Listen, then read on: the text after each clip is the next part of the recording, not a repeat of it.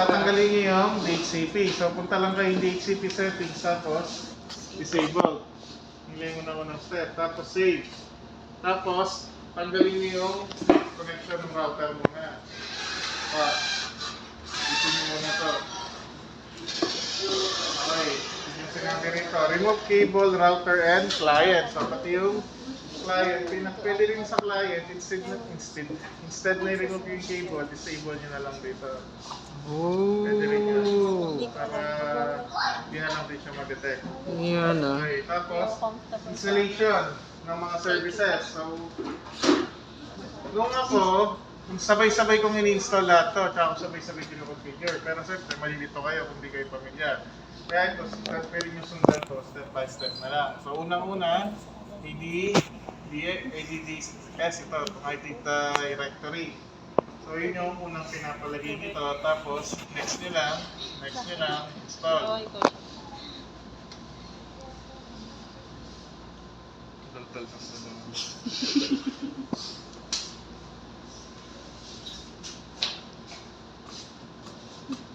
Tapos, after nito, i-run nyo yung DC promo. Search nyo lang. Tapos, enter.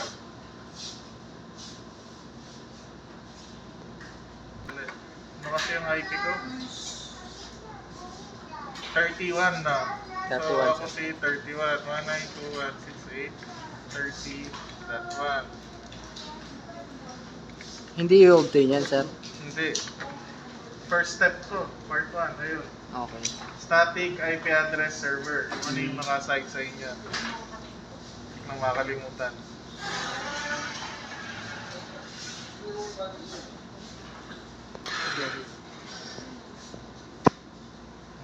Okay, so next na natin to. Next. Create new. Next. Pwedeng tcp.org para maiba. Bagat yung natin to. Para maiba. tcp.org. Next. Next. Ay, baka din pala umabot doon. Yung first batch pwede kasi may kasabay silang event. Baka umabot doon. Hala? Ilang linggo rin. Nice. Reboot. Mm. Rolls ulit. Yeah, roads.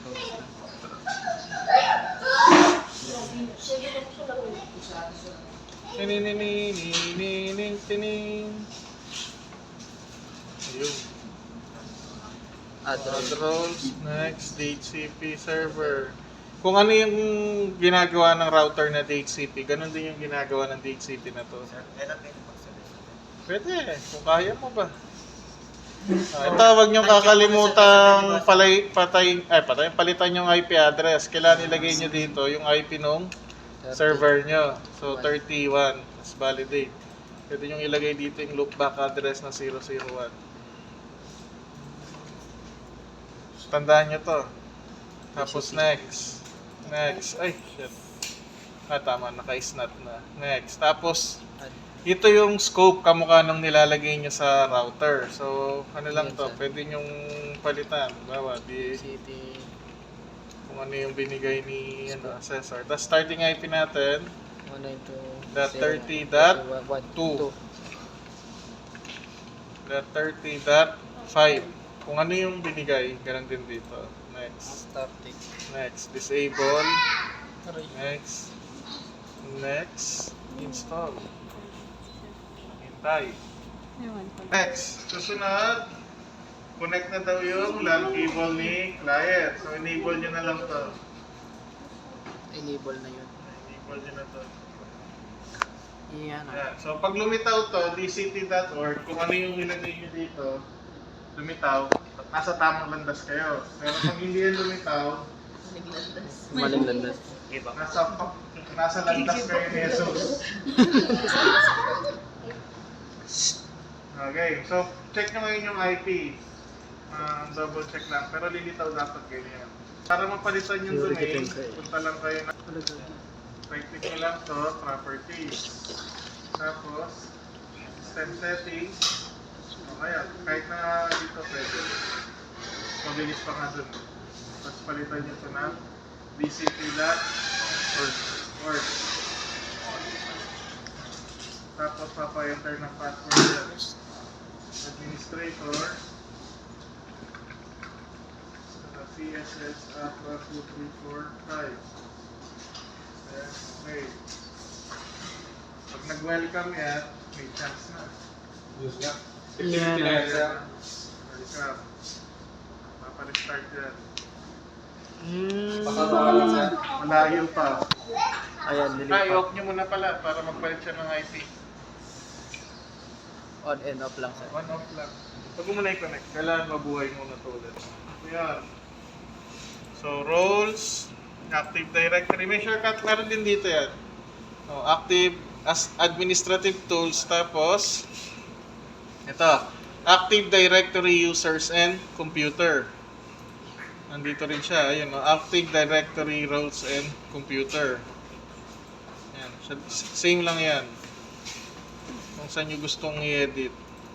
Click nyo lang yung ginawa nyo na domain. Tapos, user. Pero balik ka, sumobra tayo. Right click. New, tapos organizational unit. So, DCP. Tapos, pagdating dito, new, tapos user. Sabihin natin sila Jose Rizal ko. Okay, Jose. Kasi, Dapat Jose Manalo naman para maiba. Then username Jose. Next. User, password never expire. Tapos password. Yung CSS na lang lagi gamitin nyo para masanay ko.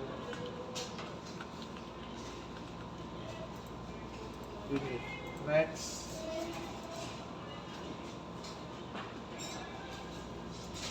Si Wally naman, baka maiba. Wally Bayola. Legendary. Yan. Wally. Bayo. Bayola. Bayola. Ano iniisip niyo? Ibang bayo eh. Wally. Next. Password. Password never expired. CSS at 1, 2, 3, 4, 5. CSS at Ay, sorry. 1, 2, 3, 4, Sorry. 5. Pareho-pareho lang. Meron na kayong dalawang user. Connect na yan. Pause mo pre. Ay, sorry. Connect mo sa... Disconnect mo muna. Sa DHCP server nyo.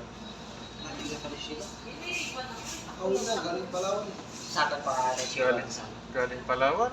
Palawan sa inyo. Palawan ni Per. Try muna natin mag-login at hinihintay natin yung laptop. Si Jose. Password niya sa CSS at 1, 2, 3, 4, 5. Ano ba na sa Sheesh. Jose Manalo. Ganun pala gumawa ng ano. Hello. Hi, Jose. Pa-check mo. Galing yan. Galing ah.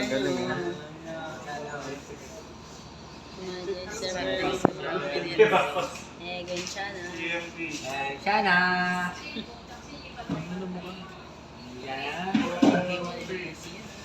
Anong ginagawa niya sa Yeah. So pag kahit i-config kayo, dito makikita nyo rin kung nag-connect na siya pag lumitaw na si DCT?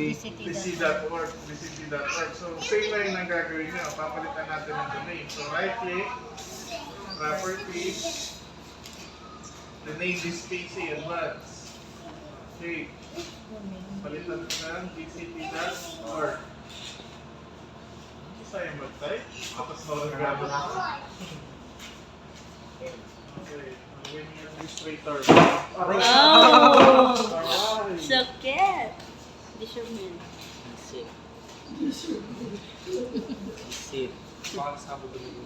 Kasi lagay natin sa administration. Kasama na ako. So, ito na tayo. Login each user. So, nalagin na natin isa. Okay na yan. Part 2 na tayo, sir. Yes. Part Yun, papasa na yan. Papasa na. Yun yung kalahati na eh. folder redirection. So, gawa kayo ng folder kung saan magre-redirect lahat ng mga files nila. So, pangalanan mo na lang sa akin, Malyari, Jose. Redirect. Ah. O kaya files na lang yan. Yan.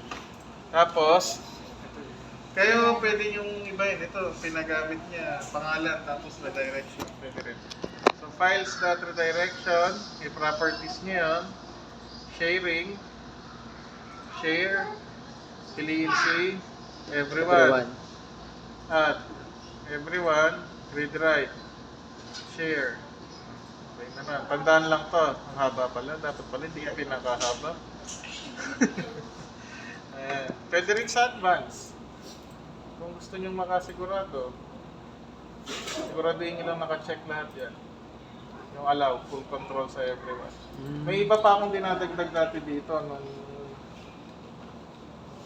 authenticated user sa industry dati kasi madalas kong gamitin yan. Authenticated users. Yeah, right. Dinadagdag ko rito. Pwede rin. Bata na naman. So yan, ang tandaan natin. Next. Map network drive. So, map network drive. Naalala niyo pa, map network drive. Pareho na lang natin Zay kasi last time ayaw nila magkita o X. Pero gusto niya. X na lang para maiba. Tapos, ang pangalan mo din. Nakalimutan ko na agad. Napalitan nga pala pangalan to server mo. Bumalik na naman sa CSS. Hindi na naman server yung pangalan.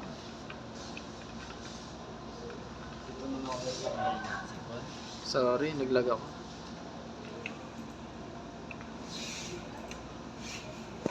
Tagal niyan. Di ba lobat yan?